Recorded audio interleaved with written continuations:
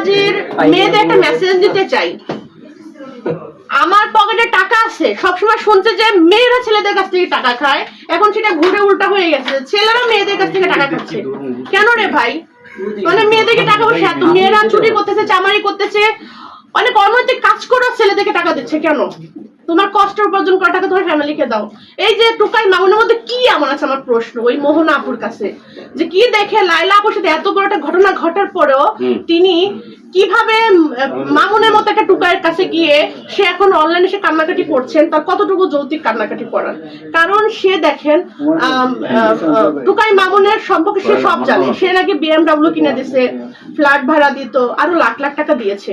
কিন্তু কেন, কি আছে টুকাই মামুনের মধ্যে, এটা ওনাকে একবার ডেকে জিজ্ঞেস করতে হবে। আচ্ছা, আরেকটা কথা হচ্ছে লাইলা, আমরা জানি রাজার কন্যাকে প্রিন্সেস বলা হয়।